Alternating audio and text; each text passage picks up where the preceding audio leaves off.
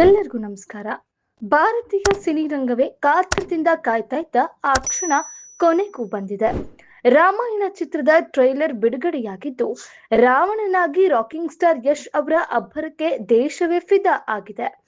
ಬ್ರಾಹ್ಮಿ ಮುಹೂರ್ತದಲ್ಲಿ ಬಿಡುಗಡೆಯಾದ ಈ ಟ್ರೈಲರ್ ಈಗಾಗಲೇ ಸಾಮಾಜಿಕ ಜಾಲತಾಣಗಳಲ್ಲಿ ಭಾರಿ ಸಂಚಲನ ಮೂಡಿಸಿದೆ. ಹಾಗಾದ್ರೆ ಈ ಟ್ರೈಲರ್ನಲ್ಲಿ ಏನೆಲ್ಲ ವಿಶೇಷತೆ ಇದೆ? ಬನ್ನಿ ಸಂಪೂರ್ಣವಾಗಿ ತಿಳಿಯೋಣ. ಬಹುನಿರೀಕ್ಷಿತ ಪೌರಾಣಿಕ ಸಿನಿಮಾ ರಾಮಾಯಣ ಚಿತ್ರದ ಟ್ರೈಲರ್ ಕೊನೆಗೂ ಬಿಡುಗಡೆಯಾಗಿದೆ. ಹಲವಾರು ತಿಂಗಳುಗಳಿಂದ ಈ ಚಿತ್ರದ ಅಪ್ಡೇಟ್ಗಾಗಿ ಕಾಯ್ತಾ ಇದ್ದ ಅಭಿಮಾನಿಗಳಿಗೆ ಚಿತ್ರತಂಡ ಅದ್ದೂರಿ ಉಡುಗೊರೆಯನ್ನೇ ನೀಡಿದೆ. ಅತ್ಯಂತ ವಿಶೇಷ ಅಂದ್ರೆ ಈ ಟ್ರೈಲರ್ ಅನ್ನ ಬ್ರಾಹ್ಮಿ ಮುಹೂರ್ತದಲ್ಲಿ ಬಿಡುಗಡೆ ಮಾಡಲಾಗಿದೆ. ಪೌರಾಣಿಕ ಕಥೆಯ ಪವಿತ್ರತೆಯನ್ನ ಗೌರವಿಸುವ ಉದ್ದೇಶದಿಂದ ಚಿತ್ರತಂಡ ಈ ಸಮಯವನ್ನ ಆಯ್ಕೆ ಮಾಡಿಕೊಂಡಿದ್ದು, ಈ ನಿರ್ಧಾರಕ್ಕೂ ಸಾಕಷ್ಟು ಮೆಚ್ಚುಗೆ ವ್ಯಕ್ತವಾಗಿದೆ. ಟ್ರೈಲರ್ ಆರಂಭ ಆಗ್ತಾ ಇದ್ದಂತೆಯೇ ಅದರ ದೃಶ್ಯ ವೈಭವ, ಅತ್ಯಾಧುನಿಕ ವಿಎಫ್ಎಕ್ಸ್, ಭವ್ಯ ಸೆಟ್ಗಳು ಮತ್ತು ಹಿನ್ನೆಲೆ ಸಂಗೀತ ಪ್ರೇಕ್ಷಕರನ್ನ ಮತ್ತೊಂದು ಲೋಕಕ್ಕೆ ಕರೆದೊಯ್ಯುವ ಅನುಭವ ನೀಡುತ್ತದೆ. ಇನ್ನು ಕನ್ನಡಿಗರಿಗೆ ಹೆಮ್ಮೆಯ ವಿಷಯ ಅಂದ್ರೆ ರಾವಣನಾಗಿ ರಾಕಿಂಗ್ ಸ್ಟಾರ್ ಯಶ್ ಕಾಣಿಸಿಕೊಂಡಿರುವುದು. ಟ್ರೈಲರ್ನಲ್ಲಿ ಅವರ ಎಂಟ್ರಿ, ಲುಕ್ ಮತ್ತು ಸ್ಕ್ರೀನ್ ಪ್ರೆಸೆನ್ಸ್ ಅಭಿಮಾನಿಗಳಲ್ಲಿ ರೋಮಾಂಚನ ಮೂಡಿಸಿದೆ.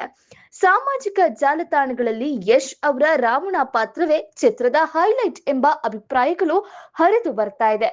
ಇನ್ನೊಂದೆಡೆ ರಣಬೀರ್ ಕಪೂರ್ ಶ್ರೀರಾಮನ ಪಾತ್ರದಲ್ಲಿ ಶಾಂತ ಮತ್ತು ಗಂಭೀರವಾಗಿ ಕಾಣಿಸಿಕೊಂಡ್ರೆ, ಸಾಯಿ ಪಲ್ಲವಿ ಸೀತೆಯಾಗಿ ಸರಳ ಹಾಗೂ ದಿವ್ಯ ಅಭಿನಯದಿಂದ ಗಮನ ಸೆಳೀತಾ ಇದ್ದಾರೆ.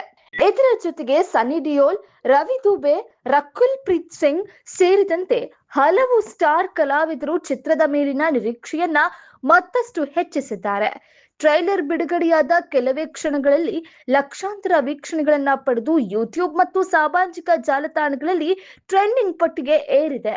ಈ ಸಿನಿಮಾ ಈ ವರ್ಷದ ದೀಪಾವಳಿ ಸಂದರ್ಭದಲ್ಲಿ ವಿಶ್ವಾದ್ಯಂತ ಅದ್ದೂರಿಯಾಗಿ ಬಿಡುಗಡೆಯಾಗಲಿದ್ದು, ಭಾರತೀಯ ಸಿನಿರಂಗದ ಅತ್ಯಂತ ದೊಡ್ಡ ಚಿತ್ರಗಳಲ್ಲಿ ಒಂದಾಗಲಿದೆ ಎಂಬ ನಿರೀಕ್ಷೆ ವ್ಯಕ್ತವಾಗ್ತಿದೆ.